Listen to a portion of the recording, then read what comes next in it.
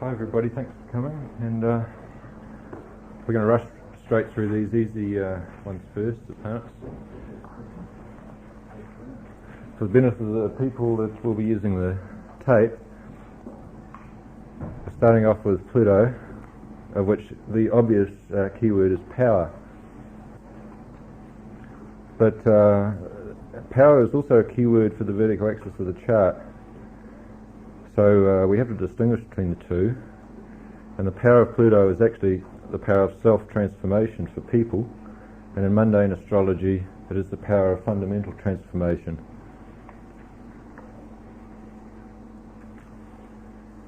The particular type of power is regenerative, and the symbol of this is the snake shedding its skin. This power is accessed by the sort of magicians that I call real magicians, people that are actually able to change reality. Of course, you don't see too much of that around. Nonetheless, this sort of power has been accessed by people in the past, and probably by some people today as well. Moving right on to Neptune. Neptune is the power of spirituality, ideals, idealism. It gives you the visions of future possibilities that are sufficiently enchanting that they cast a very powerful image in the minds or the feelings of the people that receive these visions. Consequently, we have more in mundane astrology and less in personal astrology the keyword glamour, which is where the movies and television comes in. Insofar as these are the media which use visual images and have a powerful influence on people for that reason. The technology of modern media, of course, is ruled by Uranus, but the actual way it affects people is ruled by Neptune. And a final keyword there is fantasy. This also works both in mundane and personal astrology. And of course with Neptune it's always the question of to what extent are these ideals, visions of future possibilities and idealistic expectations of what might be, to what extent are they fantasy and to what extent are they valid? And in a particular chart that will the decision on that will tend to be with reference to the aspects made to Neptune. Uranus, the main keyword is innovation. In a personal sense, this is more the ability to be inventive. Hence, you could use the keyword clever, and I often do. But clever is a wider word that tends to bring in Mercury as well as Neptune. In mundane astrology, of course, it's sudden change, the unusual in all aspects, the radical, the leading edge of social development, and things revolutionary. In mundane astrology, you could also, as John Townley did in his book on Uranus, bring in stuff like lightning. And in personal astrology, that would be the intuition, because it's the lightning flash of the sudden new awareness of a reality that lies beyond the one that you thought did exist. And that reality, of course, is Saturn. Saturn is always the current reality,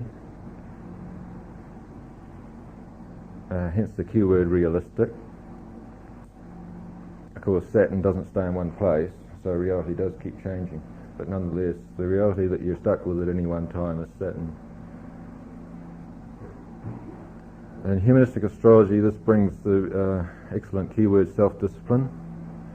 Self-discipline is the ability to use Saturn in your personal life. Then the keywords limitation, structure, constructive, which of course derives from structure, duties, responsibilities, obligations.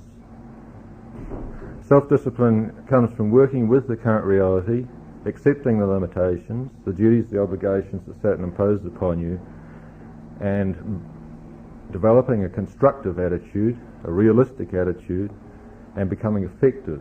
Effective is another key word for Saturn. It's not on that list. You become effective when you master Saturn in your personal life. Jupiter is the planet of growth and expansion. Growth is the best keyword for Jupiter, but I think almost equal is confidence in personal astrology. And you notice some of these keywords are come from myself alone, and they haven't come from even Rudyard, Arroyo and people like that who have been my main sources of learning. Nobody to my knowledge in modern astrological publishing has the keyword confidence for Jupiter, but I love it. I think it's great. Luck and good fortune are traditional keywords for Jupiter. Enthusiasm is pretty traditional. Goodwill also. All very valid. Particularly in mundane astrology, you won't get by unless you use luck and good fortune for Jupiter. Mars, of course, is energy in all aspects, both the energy of life and the energy in a physical sense that the scientists would use the term. This leads, of course, to the keyword assertion. So if you're looking at Mars in someone's chart, the aspects to it will dictate how they use their energy, how they apply it. Squares will obviously come as blockages or limitations or particular ways in which the energy is going to be harnessed for maximum effect when the square is mastered. Assertion results from the use of the Mars energy. So obviously someone with an afflicted Mars will have trouble being assertive. Aggression, of course, is a key word that comes from overuse of assertion. But more important for Mars is tactical ability, and in the brackets there, getting things done. In other words, energy as it is applied in real life on an everyday basis. And there's no single keyword for that. Obviously, you have to use a phrase there. And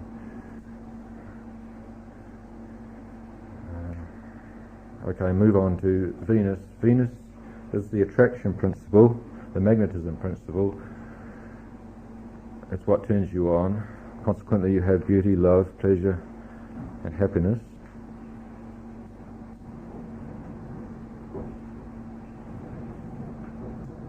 Most of those are traditional, except for the attraction, which of course is the best one. It sums it all up. It's more of a modern word for Venus, I mean. And if you look at it, the old astrology books, which of course many of us are still learning from, because good modern astrology books by and large haven't been written in this area, you tend to have to sift through a lot of them are the old keywords are invalid now. Mercury is the planet of ideas. It's the drive that you have within you that provides you with ideas. It enables you to make connections between things that weren't necessarily connected in your mind before. And after that it's the communication drive, so it's the ability to convey those ideas to other people. I'm sure there's more keywords for Mercury than the two I've got there. That's all I can come up with off the top of my head at the moment. The moon is the response factor in the organism. So the moon is the drive that the organism uses to respond to the changes of life, to the ebb and flow biologically.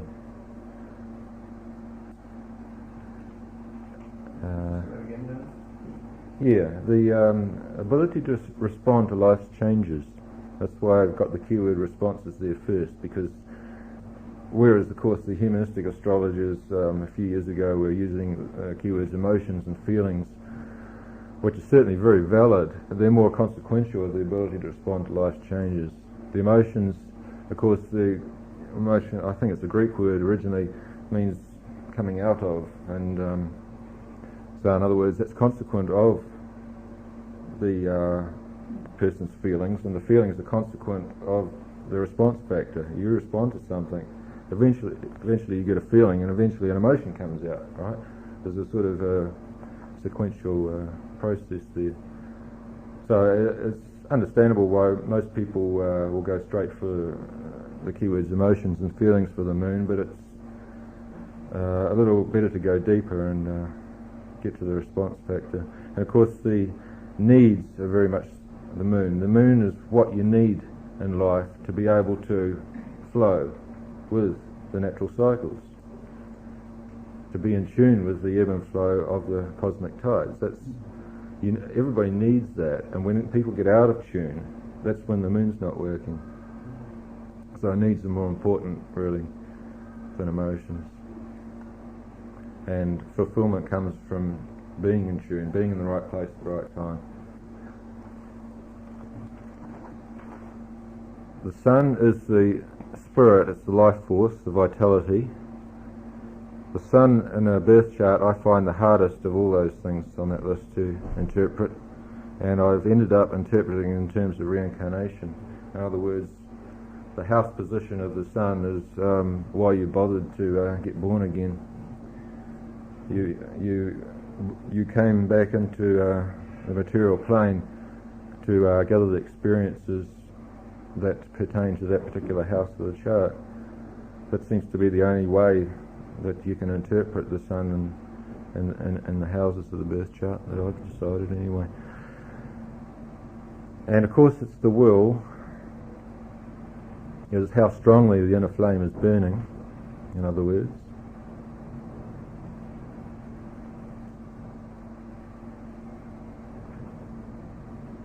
And it's easy enough to interpret the sun in signs because everybody knows the signs, everybody knows about sun signs and what types they are, but it's somewhat considerably harder, I found, to interpret the sun in the houses. Most people will bypass the issue by saying, oh, that house is very important in your life, which is fine, but it doesn't go into the essentials of what the sun actually means in that house.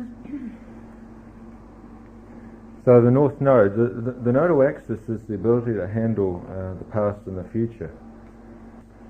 And in mundane astrology, the nodal axis simply means that, the past and the future.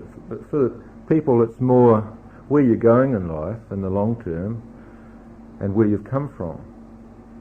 So at the end of your life, when you're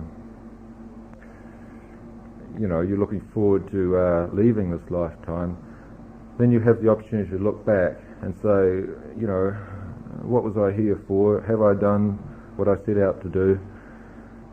That's how I interpret the North Node. It's that long-range goal, which is why the Chinese word Dao is there, which I interpret as one's path in life.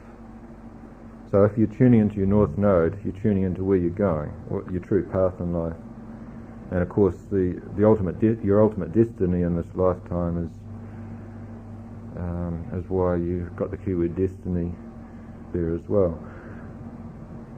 So the other end of the axis, the South Node, that's where you've come from. It's what you've accomplished so far. It's the laurels that you rest on when you get lazy. It's the past. It's your traditions and your emotional ties to the past. It's your habits and your routines that you're comfortable with. And the way to make no progress whatsoever in life is to stay in the South Node. The way to make progress in life is to develop your North Node. The Ascendant is somebody's self-image. It's how they see themselves, and it's an identity that they try to promote in the world. They try to push it out into the world, which is why the first house is a very projecting personality sort of a thing. The MC is the social role that a person tries to attain. People have aspirations for a particular place in society. So the keyword aspiration is there. And the particular place they end up in, the particular role they end up playing out, is normally given by the keyword career, which I'll just add to that list. I should have been come first, really. But of course, that's also the keyword of the 10th house. and sometimes it is a little hard to separate out the different things, even for someone like me with a well-developed Virgo. Okay, that's all easy. Now we'll do the signs, which are also relatively easy.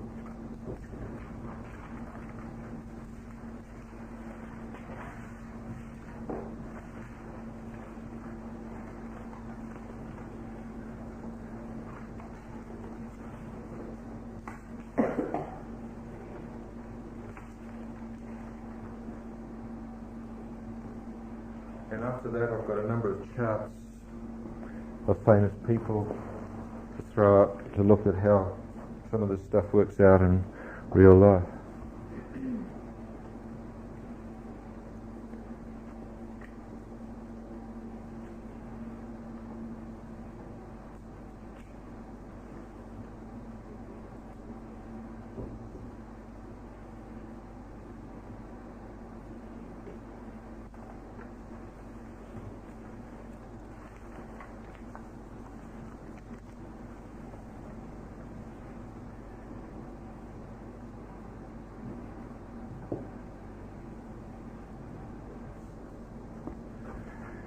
Aries initiates and Taurus maintains. So Aries, the main keyword is initiate, simply because, for me, I derive the meanings of the signs from the zodiacal archetype, which is something that seems to predate Ptolemy, and nobody knows who invented it, but Aries is cardinal fire, and cardinal fire is the start of a new cycle. So it's a release of an energy impulse, fire being the element of energy. So with Aries we have the starts of things, we have beginnings.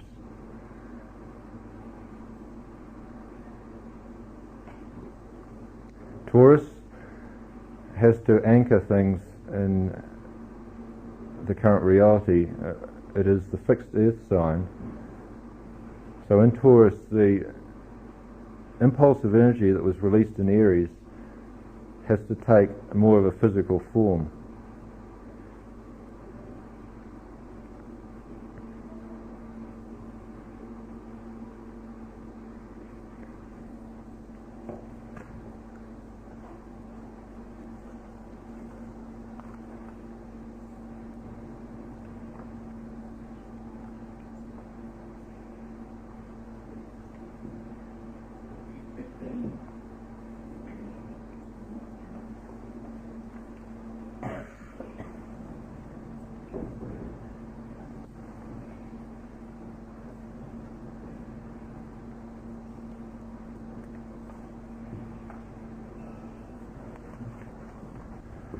In Gemini, you make all your connections with the rest of the universe.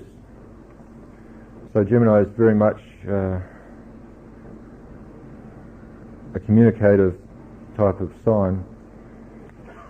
Mutable air involves interacting with the environment, communicating. It's an exchange of information that's involved here. So it's inherently learning. So what the energy that was released at the start here has to make connections with the environment in which it's born into, the rest of the world, in other words.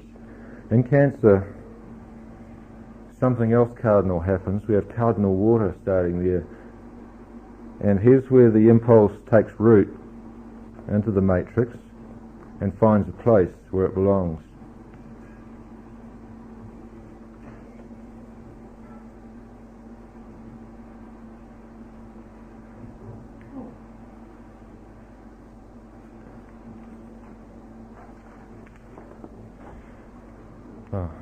Keywords.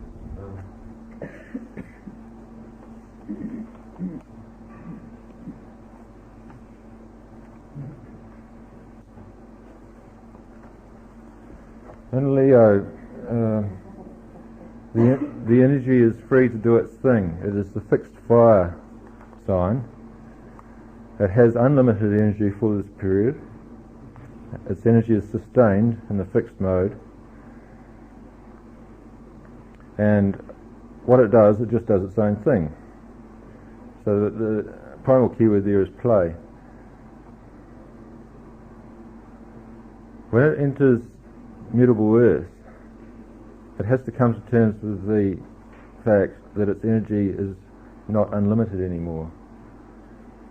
And it has to go through a phase where it realizes that if it's going to get things done, it has to apply the energy in the right way to attain the objective. So in Virgo you have what is effectively work.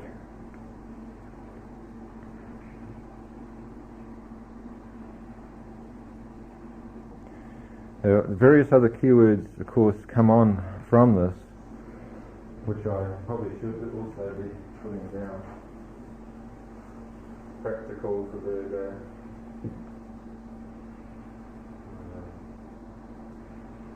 Order.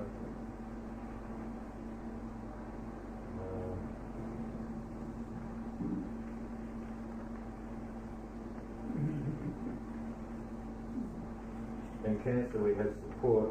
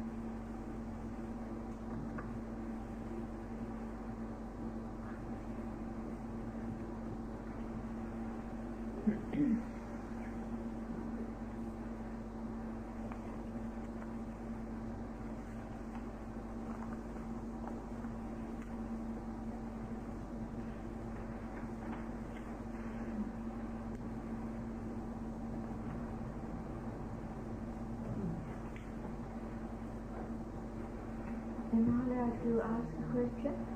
Yes, sure. In the southern hemisphere, Aries would naturally be in autumn.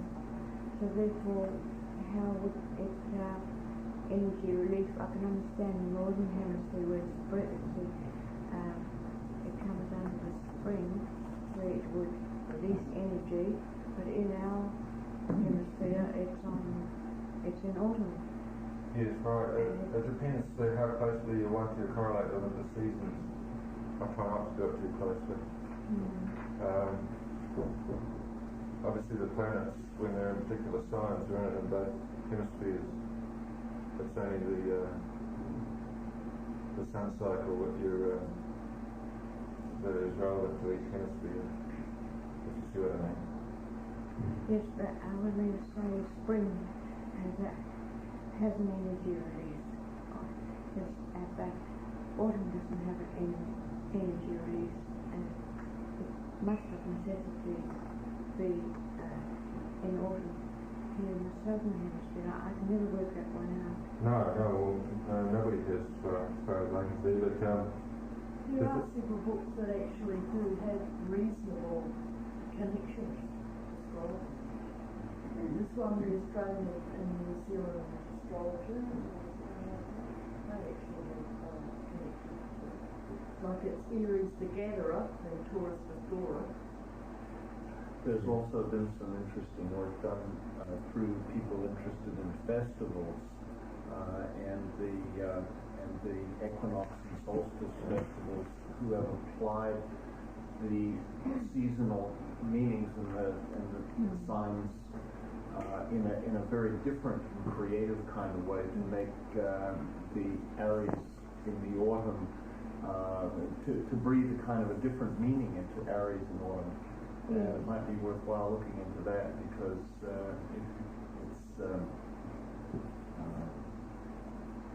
it is quite appropriate in the southern hemisphere. It just it doesn't relate to the traditional meanings that have been applied. It does have its own meaning. with autumn, it that one can, at least I can grasp better the idea of the wheel, that there's no beginning and no end to a wheel. But it seems to be in the Northern Hemisphere, all the books I read, as though there's a start in a wheel at the start of this Aries. Well, there can't be a start or beginning or an end in a wheel if we're going to look on the chart as a circle. I think the key to this is outer versus inner. In other words, this is a kind of an outer energy release, whereas in the southern hemisphere there's a kind of more introspective kind of approach to it. I can't be real definitive about this, but there is a lot that's written, and if you want to get together with me afterwards, I might be able to point you in that direction. I've never really had a problem with that because I see it an energy release as an energy change. If you change from one regard of energy into another regard of energy, it has to have been released from somewhere, and therefore autumn is very, very evident that energies are changing from one regard through to another regard. I've never had a problem with it. The thing is, if Jupiter's in Aries, it's in Aries in both hemispheres, right? So obviously for thousands of years people have been developing the meanings of the signs, both in terms of the planetary cycles as well as just the solar cycle. So it's a bit of a red herring to just interpret the signs in terms of the solar cycle only. Consequently, I don't have any problem with that at the moment. Just moving on now. With Libra, we have the impulse that's released at the start, coming to the point in the cycle where the outward flow finishes and it starts returning to the source. So we enter the ebb part of the cycle. So at this peak of outward development, we have a point at which something has to be done with the relationship of the impulse to the outside world. It's cardinal air that happens here. So what started is some kind of relationship between the impulse that's released at the start, and the rest of the world. Normally this manifests in the relationship with whatever other entity is around at the time. So it's a bipolar sort of a thing that happens. There's a polarity thing that happens. So we have the keyword partnership. It's a balancing act between the self and the other that goes on here. It's a negotiation of relationship.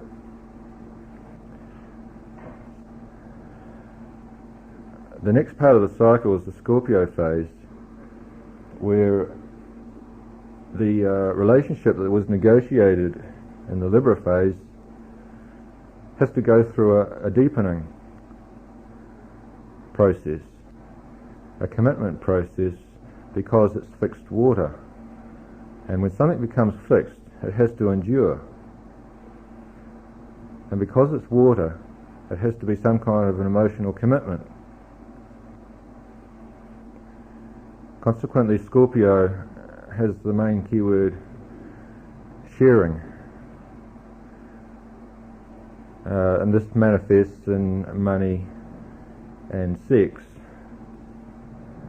And therefore one has to interpret sex as being primarily a matter of emotional commitment before it becomes physical. Take it or leave it. Sounds okay to me. Why did the human race invent money? It's the medium of exchange. Money is a means that the human race invented to have universal values, a way of universalizing values. So when people do a deal, it's a fair deal as long as both parties make an emotional commitment to having a genuine exchange based on mutual recognition of a sharing of the value of each thing that's being transacted, the thing that's being exchanged. That's why the economy relates to Scorpio, and that's why when Pluto is moving through Scorpio we're having fundamental transformation of the international financial system, not to mention fundamental transformation of human sexuality, as in AIDS and various other ramifications. In Sagittarius we enter the mutable fire phase, so we have a lot of diversity. With anything mutable you always have diversity, but it's highly motivated diversity because it's fire, it's energy. So you have people going off in different directions. You have a high emphasis on freedom and exploration because they're going in all these different places in different directions. So you have the keyword exploring. But because we have cardinal Earth happening after this, there has to be some kind of end result to all this exploration. And because it's a social sign, and I suppose I should here go back to something which I didn't say previously, which is the first 6 signs of the zodiac are personal and the last 6 are social. So the last 6 signs of the zodiac are dealing with the community, the fact that the human race is a social collective and various aspects of that. So Sagittarius, what has to happen there is that you have to get the community spirit developing, which is why social religions have always been traditionally Sagittarian, because when you come to cardinal Earth, the hierarchy gets put in place. So in Capricorn, what is structured in Capricorn is the actual social order, which is why you tend to get rulership in Capricorn, because the tribe or the community will select somebody that represents the community spirit, that embodies the community spirit, and they will give them the power that comes from a position in the hierarchy, and the power being that over the entire social collective. It was very interesting when I discovered the Sabian symbols, particularly Raja's version, which was a lot more intelligible to people in the 1980s, and discovered that the very last Sabian symbol of Sagittarius is the Pope, and the very first Sabian symbol of the first degree of Capricorn is the Indian chief, which sums up the relationship between Sagittarius and Capricorn exactly. So you have to have a religious leader selected in Capricorn that embodies the community spirit, and that person is actually given political power, in Sagittarius, and that person is actually given political power in Capricorn, and that's when the state starts to develop in Capricorn. And the thing is, with all those mutable fire, with all that happening in Sagittarius, you get people all going in different directions, people coming up with their own personal philosophy, saying that this is the way to go. It's a very direction-orientated sign, Sagittarius, and you see in the symbol the arrow, which points the way to the future. But the collective has to get all these different people and tie them all going in the same direction, right? So there has to be a coordination, and it's the most powerful person that is actually able to do that. And the power is of motivating the community spirit and getting everybody moving in the same direction, getting everybody to agree on matters of morals, ethics, and the overall philosophical vision of where the particular social collective is going. Okay, what happens to the last two? The last two are, of course, the most complex of all, in Aquarius, this is the fixed air sign. This is where some kind of message or moral of this whole process has to be set in place. It has to last for the future, because the next generation is coming up. They're going to have to do it all again, unless they get something passed on to them that is very relevant and is actually able to act as some kind of guiding intellectual message. Consequently, Aquarians are very ideological people. Ronald Reagan, for instance, the typical Aquarian, promotes the ideology of capitalism, the freedom to choose, the freedom to do your own thing. And Aquarius features prominently in the charts of the people that developed communism also. Karl Marx, for instance, whose chart I interpreted in the journal several years ago. Trotsky, Lenin, Stalin, at least two of those three had Aquarius very strongly. I can't remember offhand in what particular way. In Pisces, we enter the mutable water phase, and at that phase everything dissolves. You have what is effectively a total interaction on the emotional plane right throughout the whole human race, which is why Jesus Christ said he was the fisher of men.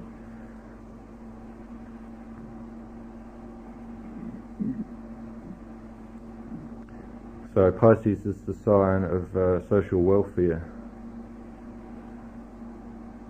of compassion,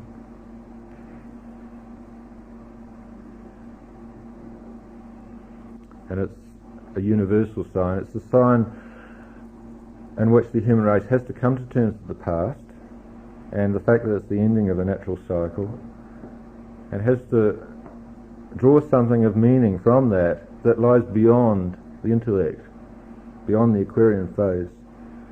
It has to be something that affects people deep down, so it's emotional.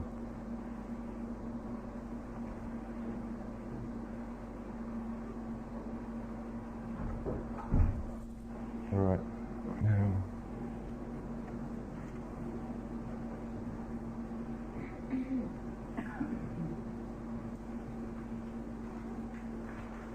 I'm sorry some of these are not coming up with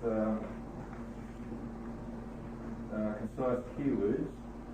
It's just Mercury retrograde, I suppose, but I'm just speaking off the top of my head with this. And it's not been quite as Virgo as I would have liked. I can live with that.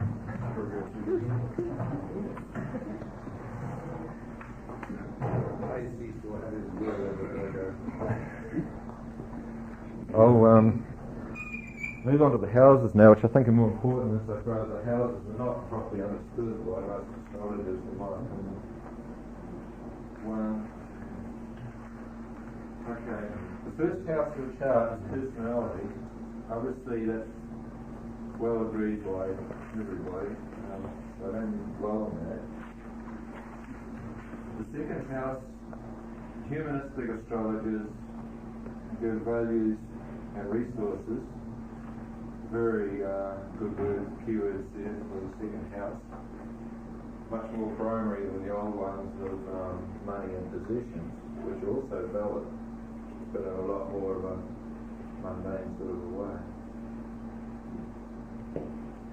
So in the second house is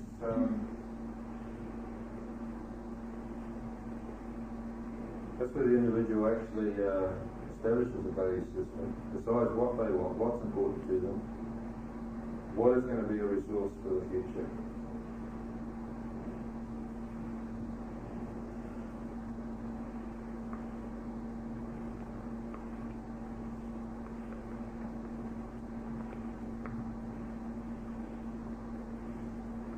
The third house I find hard, and I'm not terribly happy with it. I know that the common keyword for the third house is communication. I wouldn't completely argue with that. I just think it's a little misleading, and I don't like the fact that it's the main keyword of Mercury.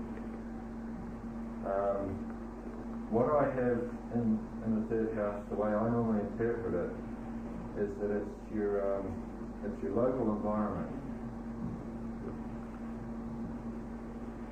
and the interaction with that.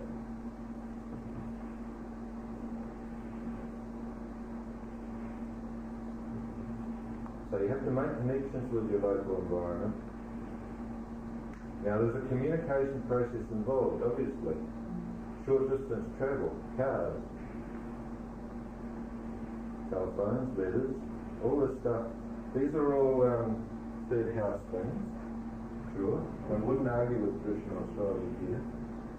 But it's the psychological motivation underneath that I've always wanted to get to.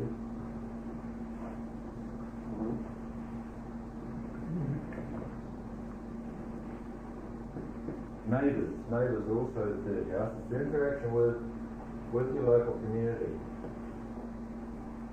That is an important thing here.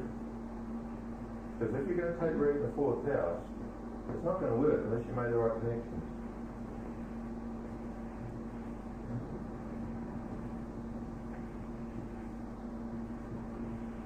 The fourth house is roots, belonging, home, family. That's your place on the face of the earth. It's very important to realise that the bottom end of the chart correlates with the line that goes right through you, right through your spinal column, as Dan Rogers totally said, spinal column, to the centre of the earth. It's very, very primal connection there. He said that each individual has a individual pole, south and north pole, and the very basis of the chart is where the individual's pole links up with the pole of the earth. And I've always liked to do that way. Okay, and in the fifth house, of course, we have play and fun, but it's really self-expression, which comes from humanistic astrology also. And creativity, I'd be cautious about that. I expected to find the fifth house fairly heavily prominent in the charts of famous artists, and was most intrigued when it didn't happen. Consequently, I think there's a lot more to keyword creativity than just the fifth house. So I'd be cautious about getting too carried away with that. But what you actually do in the fifth house, it seems to me, is that you have a good time. Yes, but if the sun's not there, how can you can't have a good time all the time. You've got to work as well. You've got to integrate everything else. You've got a sixth house as well. And you put children there. Yeah, traditionally, yeah, well, okay. Children are a consequence of self-expression. Alright, that's it. Procreation. So, yeah, okay, I would put it in brackets simply because,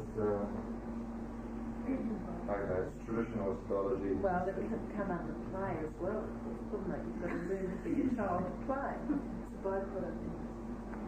Yeah. I'm not too in favour of that one. Work. You know, if when you looked at transits to people's lives, when you found that they had children when the transits went through the fifth house, you know, I'd be quite happy to take the brackets away. But, you know, I've been there, I've done that work, I've looked at it. It's quite clearly that there's a very loose connection with children in the fifth house. Work, health. Obviously, no surprises there. About the necessity to be childish. Right? About the necessity to be childish, that is that fear. Well, that's play. Yes, exactly. Yeah. That's where the children come in. Right. Yeah, so in a person's sixth house, they have to get their act together because they're going out in the big wide world from here on. So the sixth house is where people come to terms with the fact they have to get their act together, organise themselves,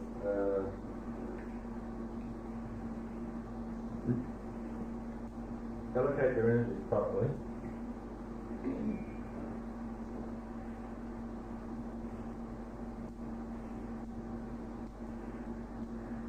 Okay, well, we're getting some of the same keywords as for the signs. I'm sorry about that. I don't know what's afflicting me this morning.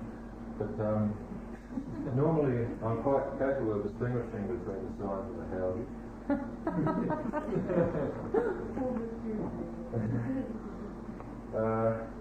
Yes, the seventh house is partnership, which of course has traditional keywords like marriage.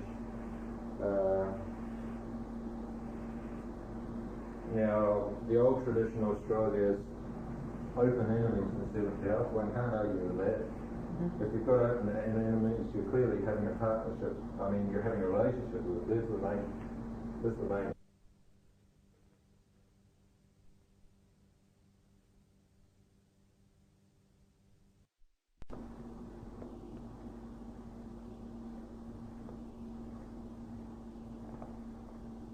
So the eighth house is where you actually do the sort of things that I was talking about before with Scorpio.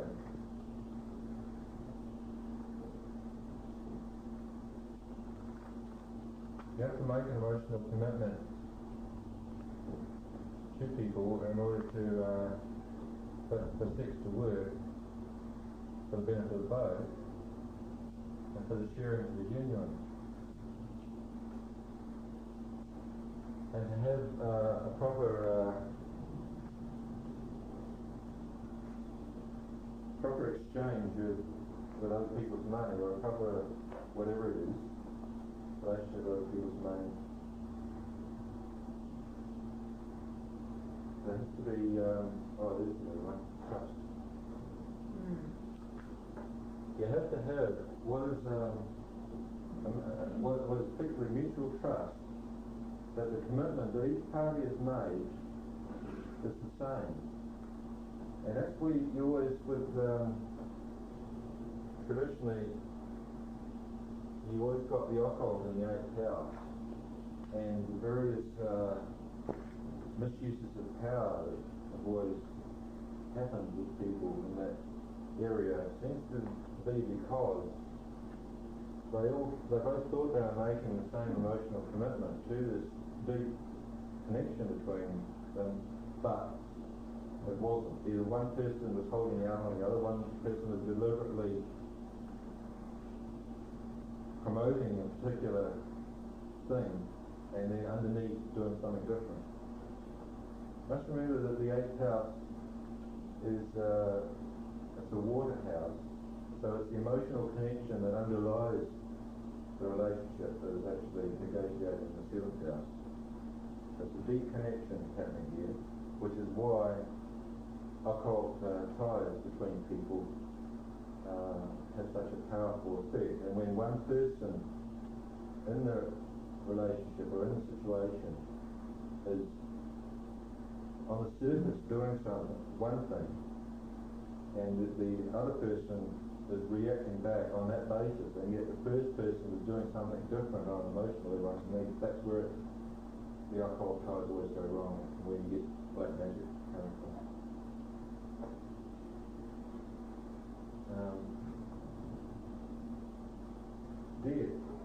Death, okay, it would be hard to argue against death in the eighth house. I find it very hard to get the connection. It's easy to see why people kill each other when the emotional commitment and the sharing and the trust and the occult ties don't work out. And it could simply be that in traditional astrology, people saw that transit to the eighth house tended to produce death for exactly those reasons. I'd be quite happy to accept that logic.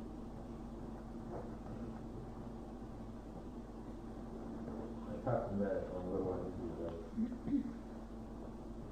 In the ninth house, this is learning as in wisdom. This is real learning.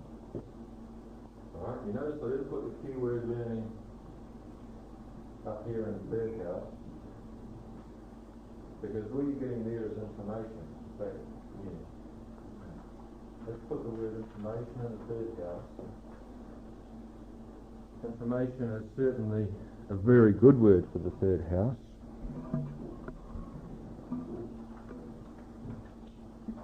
But what happens in the ninth is that you get understanding.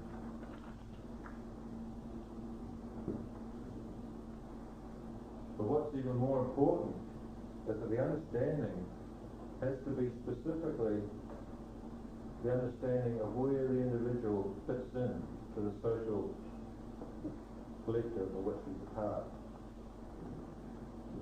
In other words, it's not just learning the odd item of wisdom from books, it's learning what part this item of wisdom plays in your real life.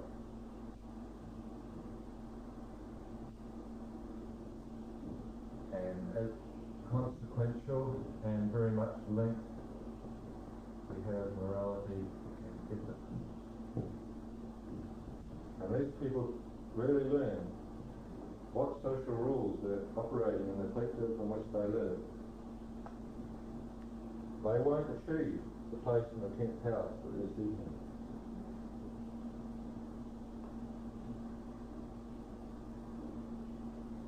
Oh, and philosophy. Philosophy is a description of life that a person evolves based on their understanding of all these matters, based on what they learn, based on what they understand of life. So it's more consequential than more fundamental things. So the 10th house is social role, status, and career. Now you notice that the keyword aspirations no longer appears in the 10th house simply because the keyword aspirations is for the MC only.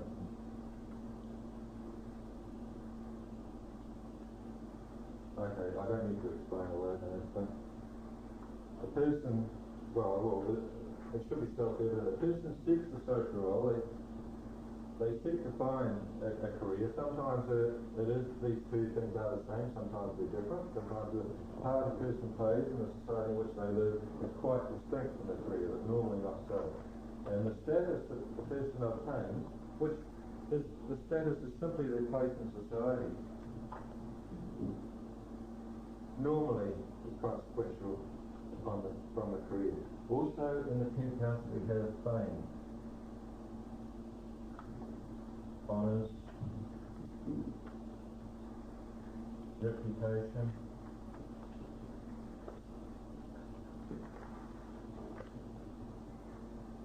now of course a person can become famous, can be honoured by the society in which they live and develop a public reputation from their artistry or something like that. It's completely independent of the career. Right? Happens quite often, but normally the status comes from the career. And the 11th house is groups. The 12th house is karma.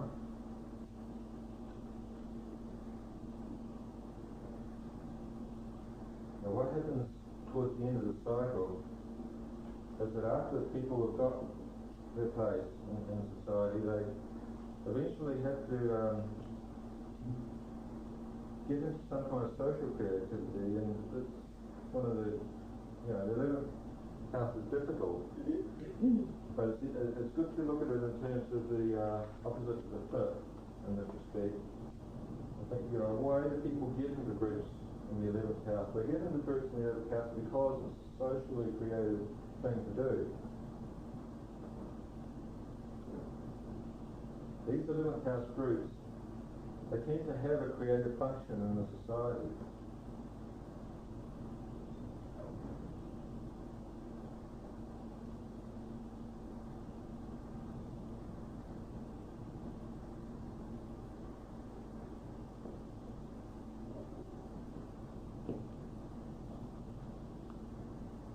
In the 12th house, once a person has come to terms with their place in life and has achieved an ongoing creative social function, they have to deal with the ending of natural cycles that are happening. They have to deal with their past. And this is why the 12th house is traditionally the house of self-undoing the house of prisons, hospitals, things like this. And it's the house of solitude. There's another good keyword.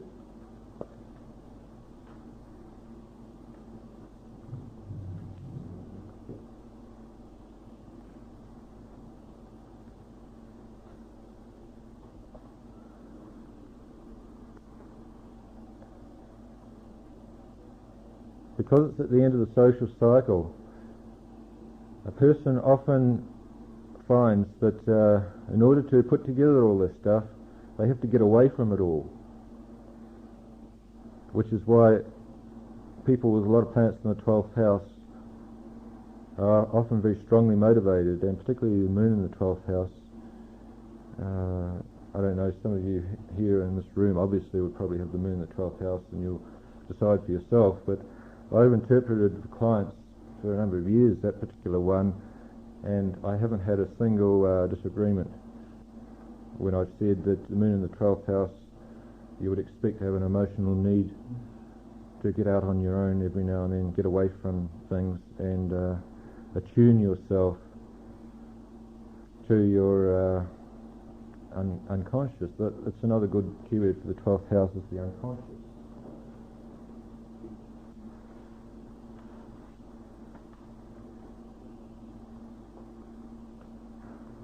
And past, I would put here in a bracket. Insofar as that when people are in this position of solitude, they tend to have to deal with the past. It is the end of the cycle. So it is having to tie up all the loose ends and come to terms with what has not happened that should have, or what's gone wrong.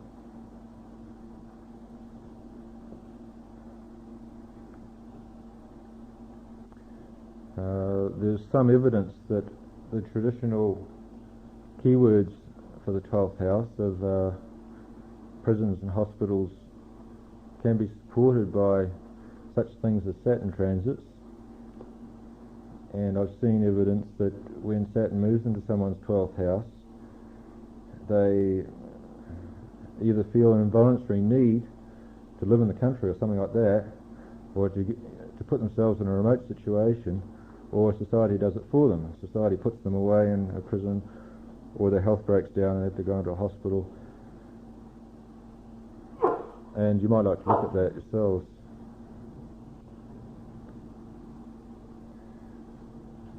So karma is to do with the endings of a cycle.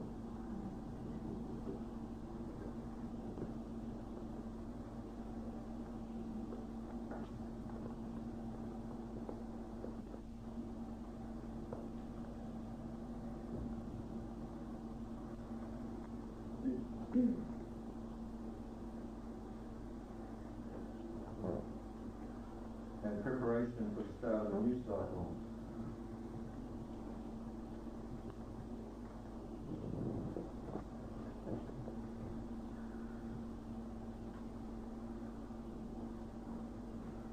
Are you inferring then, or are you thinking that each one has to live and their life in rotation, beginning with Aries and ending with the 12th house? Because otherwise there could be, in my view, an unfairness if everyone is stuck with one sign in one house and wouldn't get any experiences of the others. So therefore, do you mean that? I don't hold reincarnation as lots of people do, but I could see the idea behind, I think, what you are referring, that we're starting with Virgo. Everyone really has to come back and live the whole circle of their chart. Although I still don't, I'm still not comfortable with the beginning and the end of the... Well, the thing is, everybody's got it. And as the planets go around, the moon every month, the sun every year, and Mercury and Venus every year, and Mars every 2 years, and Jupiter every 12, they're going to experience the affairs of the house, right? They're going to experience the endings of the cycles and the starts of the cycles. Yes, that's right, but you're still stuck with your own sign and house, aren't you? Oh yeah, they will be relative to where the planets are in your birth chart. Yes. I know it's simple. I simplified it when I said that. But basically, you're stuck with your own sign and in your own house, and even, aren't you? You don't have to be like that to us. Evolved though, must Yeah. you? In theory, the astrological theory says that they're the energies that you're born with, Yes. and it is the question, the ongoing lesson is the question of developing that potential. Yes, that's right. But basically, we're stuck with that. And would it not be logical? I seem to take it from what you've been saying. Would it not be logical that any event, and it's only hypothesis, of course, that we do come back, and would it not be basically fair in the scheme of things that we'd have to experience each house and each sign before we had fulfilled that part of our cosmic journey? And it's I can't put it any other way. Yeah, well, you're getting into the esoteric philosophy there. Maybe so. I don't go that far. You know, I'd rather deal with what I've got in this life. And, you know, it seems a bit idle, like idle speculation to go beyond this lifetime. I do interpret, as I said, that the sun and the houses in terms of reincarnation, simply because I've got no other way of getting a handle on it, getting a grip on it. Anyway, I just want to deal with aspects. The square is a challenge. That's the first keyword for the aspect of a square. It's a challenge. The humanistic astrologers will pointedly go along with this, will say that it's simply a question of how well you deal with the challenge. So a square in a chart will be positive or negative according to how you use it. Whereas traditional astrology, it was simply viewed negatively. It was called an affliction. Opposition,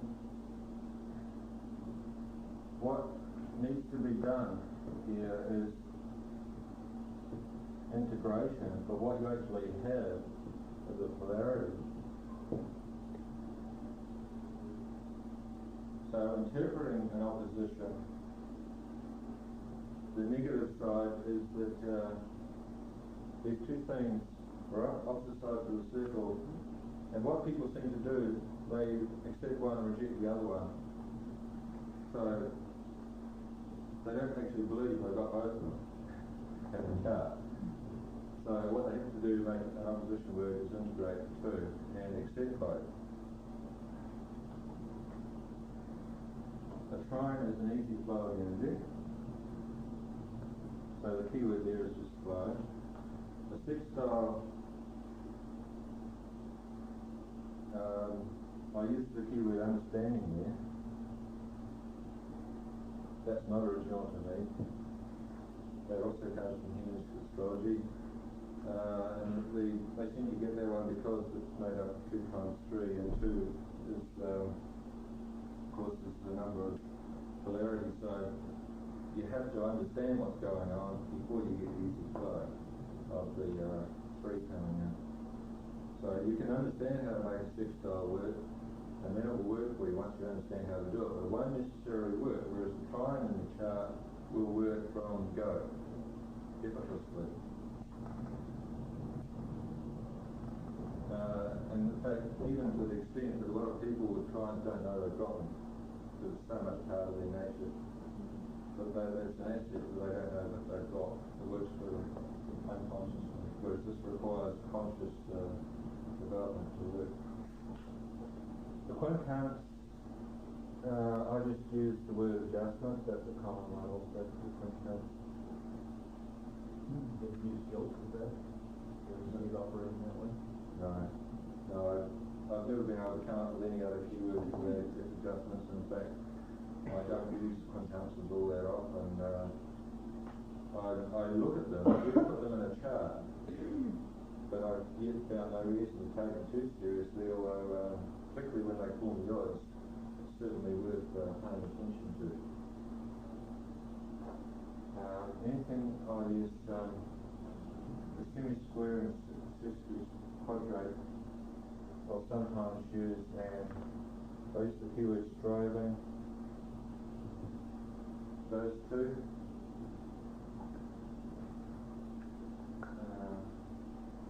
Okay, we've got quarter now left. I want to just throw a few charts and look at how you actually apply keywords in practice.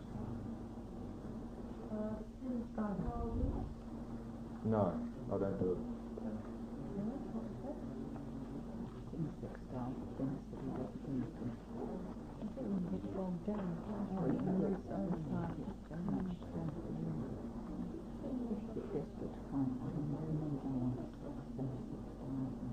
Yeah, this is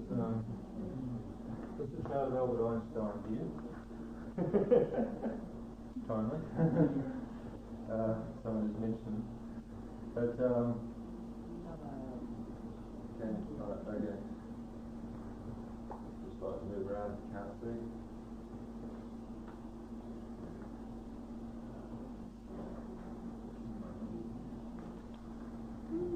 Einstein was initiator of he was revolutionary, and he was initiator of a new philosophy of science which captured the whole world.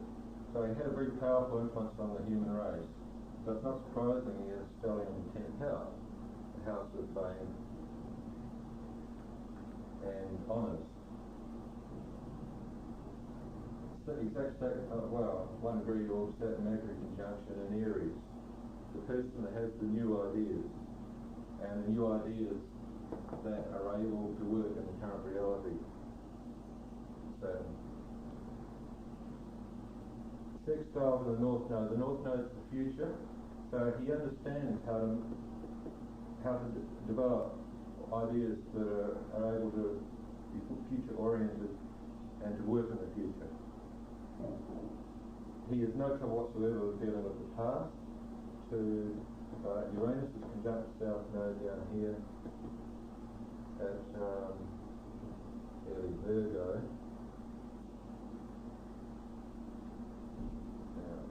No, sorry, no, not. Okay.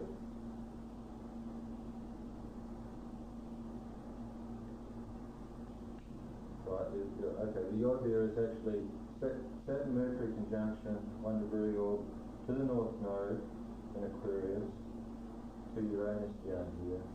So what we have here with this guy is the ability to tap revolutionary potential of Uranus. The opposition to Jupiter clearly was an integration that he performed.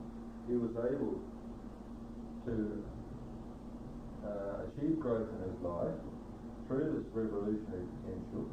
So here clearly is evidence that opposition actually worked. He had a powerful resource, insofar as Pluto was sextiling his natal sun and was closely trining Mars. And Mars is in Capricorn, so his energy is able to be anchored in the real world and it's able to build. Capricorn is a good keyword. Capricorn is build, which I didn't have on my list. So he's a builder. He has a powerful transformative ability that he can tap to fundamentally change reality. That's what he did. So effectively, he was a magician insofar as he was able to tap Pluto and make Pluto work in real life and cause the fundamental change to reality that his ideas said could be done. Here.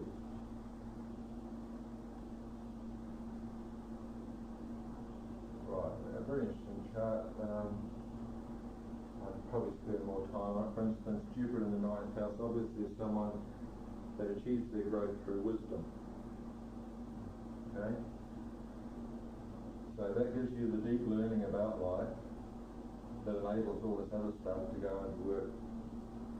So there's a number of things in this chart that strongly correlate with real life and support the interpretation that we're giving to the astrological factors.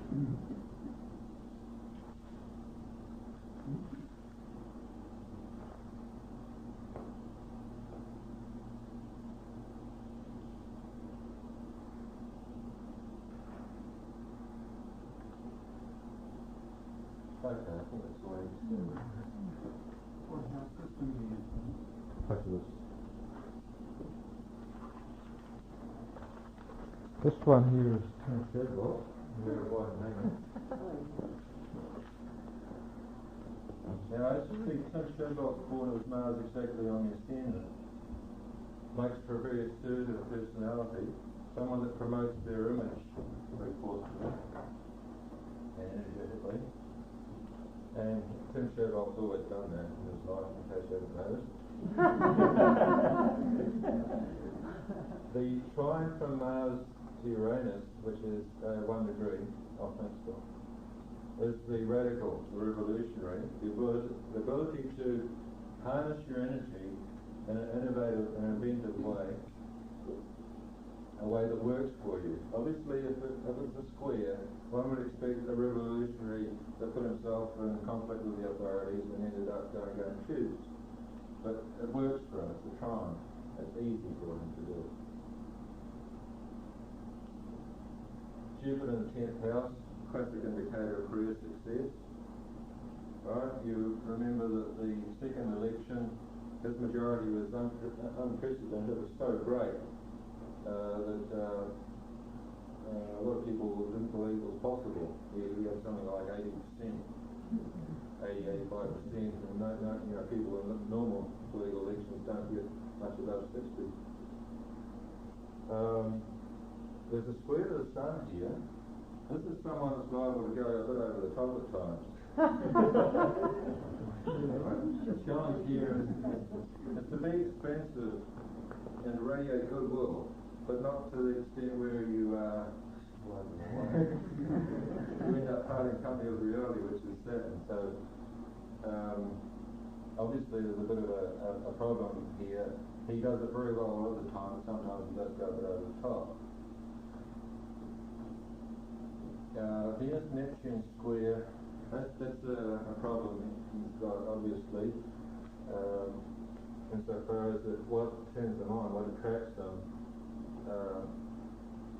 are these visions of what the future might be, and yet they can easily lead him down the garden path, and he can be very confused about what he really wants, what he really likes. Venus in the 11th house, of course, is the house of proofs, which is the political parties, and Neptune's in the 8th, which is what he really shares with people. And I expect the fact that he's not formed a political party or settled on a political party yet that he's taken seriously is simply due to that particular thing there. Okay, Pluto square the vertical axis of the chart. Here's clearly a powerful energy that is in conflict with the established order.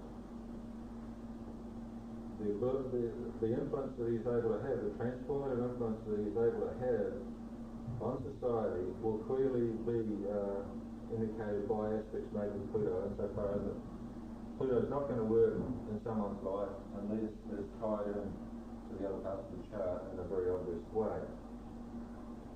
Now, we only have that sextile with a node here, unless we call them minor aspects. So by climatic aspects, we have to sort of have reservations about the extent to which he is going to have fundamental ongoing change politically.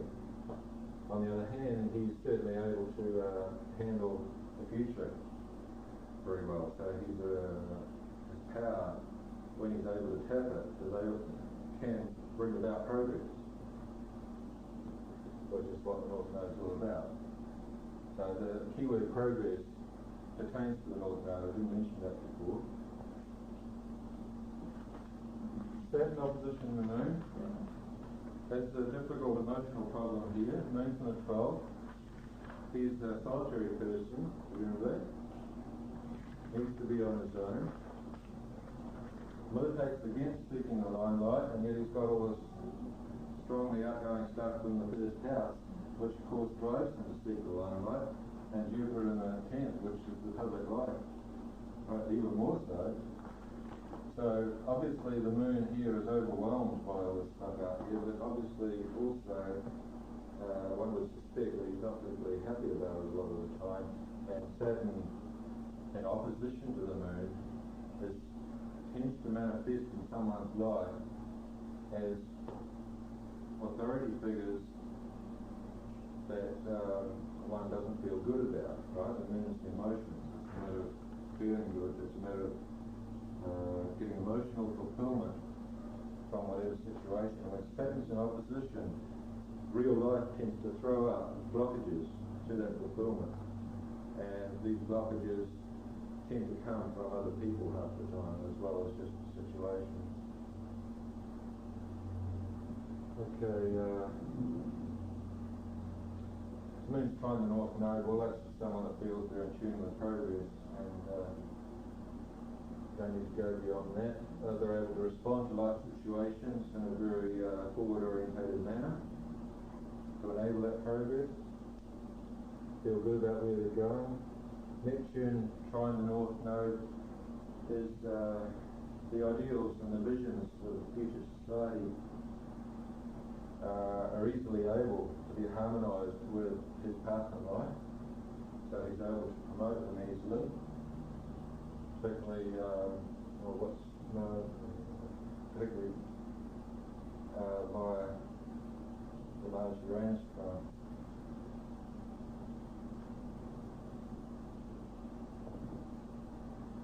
Uranus is in the 5th house, which gives it a fairly outgoing sort of, that makes him playful, of course, and he's not a serious revolutionary, he never has been.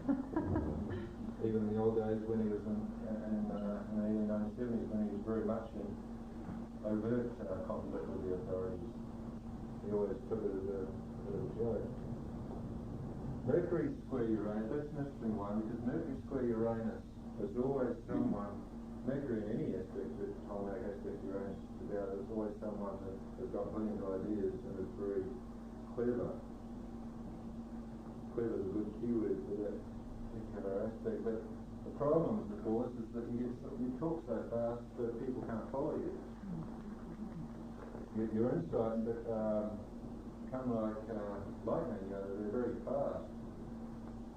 But in mutable signs, you're all over the place half the time if you're not careful.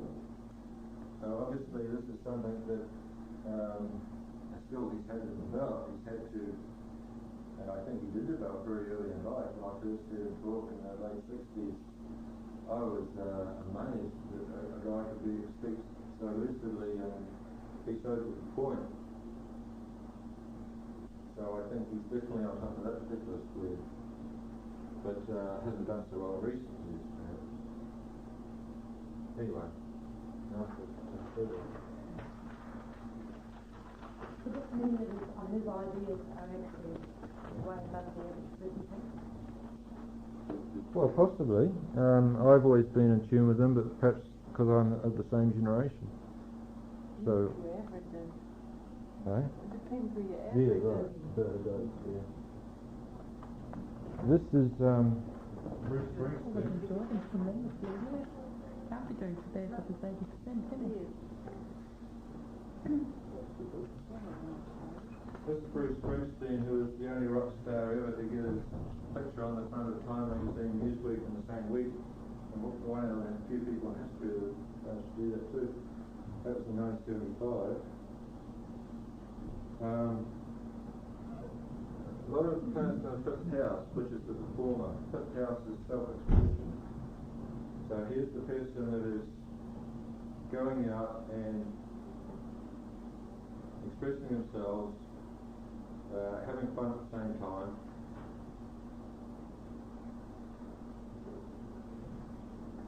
Mercury, Neptune, Moon stellium, and they're quite tight on the South Node. The traditional indicator here, the South Node, emotional ties to the past. Notice how many songs of Bruce Springsteen about his father. Mercury Neptune is the ability to be inspiring in the communication process and new ideas. So here, clearly with that, he can turn on a lot of people and enchant them with his songs.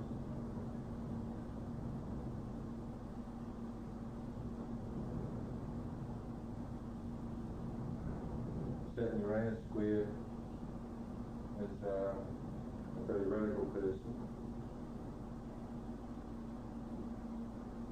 It's on the fifth there, which is Yeah, right on the cusp. Yeah, so there's actually 5 in the fifth house. Jupiter in the 8th, someone gets rich. Right? Multi-millionaire, 7 times over.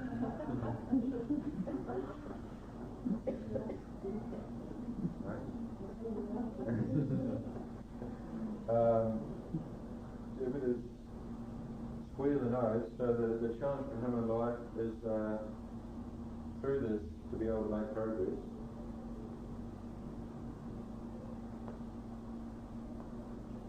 Jupiter is, what's that, yeah, it's also square to a stellium down here. So clearly this is a powerful motivating thing. It's what he shares with other people. That's doing that. Mars, Pluto, but widely I wouldn't normally not give it a 7-degree orb to a conjunction, some of you might. In the 3rd house, which is sort of a communicative sort of a drive. Going out and connecting with other people.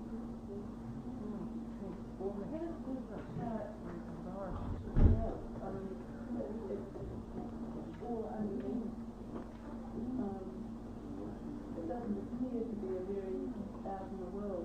Yeah, but he's thrown Jupiter out of No, it's interesting, isn't it? Why has he become so famous so fast?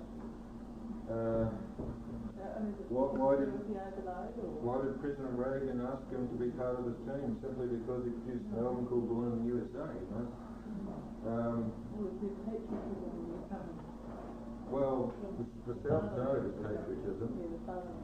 Yeah, well, the sign Cancer has got a lot to do with patriotism. Uranus is there in the 1st house, right? That's the generation I was born into.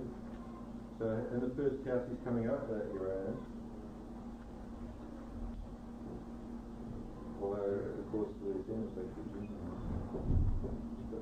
yeah, no, I'm not sure why it's coming out in the public light quite so prominently. Do you think it's the stellium expressing itself through the opposite house, as astrologers believe? When you get a stellium like there in the 5th house, it will express through the 11th. Yeah, it could be. Also the moon. The moon is trying to limit heaven, so he feels good about his relationship to the society in which he lives. Right? He's in tune with it, emotionally in tune with it. So this powerful energy he's got is easily able to be fit through in his public life simply because he feels so good about it. Because, you know, in any stellium, even if the whole stellium doesn't make an aspect somewhere else, the energies all blend together anyway, so they feed up through the year. We're out of time. I'd like to have a look at one or two others if you've got the patience. This is Rupert Murdoch. Rupert Murdoch's the media magnate. He started out mainly by taking over most of the world's newspapers, but now he's moved on to television stations and satellites. So this guy might actually be the most powerful man in the world very soon, if he's not already. And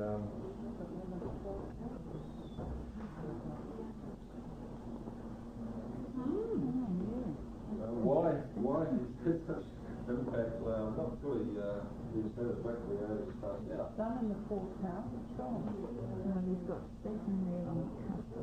Obviously, the fact that his wealth is, the other people's money connection is Mars, it's opposite Saturn, which is in the 1st rather than the 2nd, so he's a responsible personality, promotes himself in such a Saturnine sort of a way that people take him very seriously, and obviously it's worked for him. Must have been a challenge early in life, but it's one that he harnessed so successfully that it's a real power driver. for him now, and makes his actions very effective.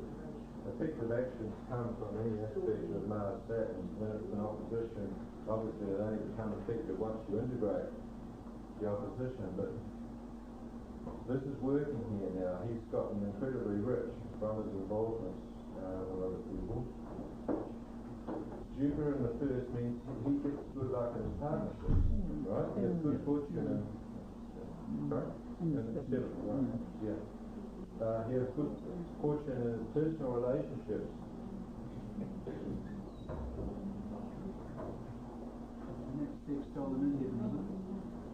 Right, yeah, that's sextile and Mercury, so that's obviously why he has such an influence politically and easy. Yeah, the Jupiter is trine down here, and water, yeah, both these, this, Jupiter is published into them.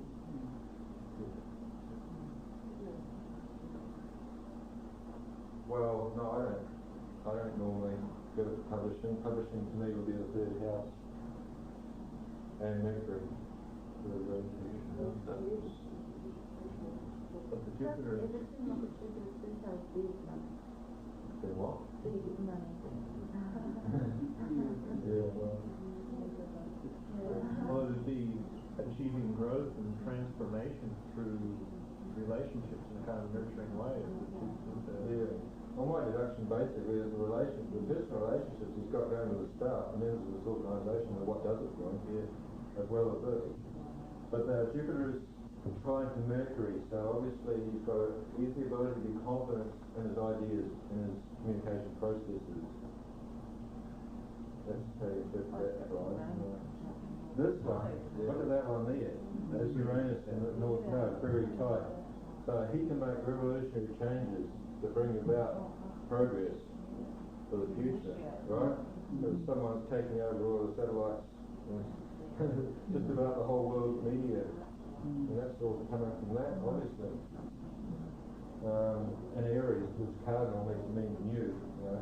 He's the person that he took on the British Union and defeated them in a more overt way than Margaret Thatcher did. And the most important units, because they were the ones in television, which of course is the most important media these days. And so what's Jupiter doing to that? That's a square, okay, so that's a challenge, which obviously he is mastering.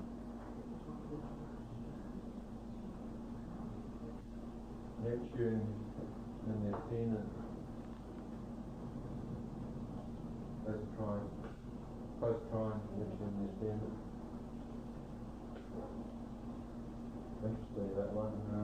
People don't really see him as he is. They perhaps tended to underestimate him in the first place. Do you think it is the illusion? He sort of sits behind that Neptune illusion. Because the trine works for him. Yes, I mean, it's been to his benefit, hasn't it? But people haven't realised how strong he is until too late, almost, sort of thing, for their benefit. So he can enchant people with that one. This is the image that you promote, and this is the ability to glamorise. So obviously, this comes out in his personality to a degree.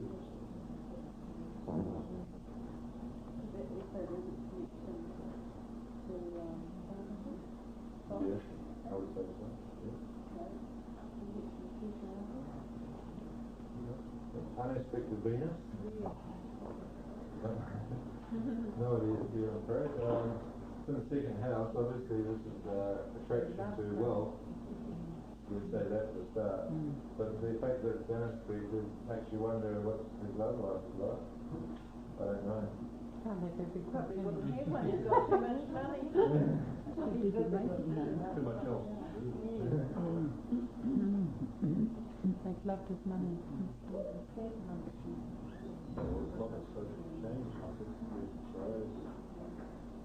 What time is lunch served? Right, so I'm keeping you from lunch, so we'll close now. I didn't finish.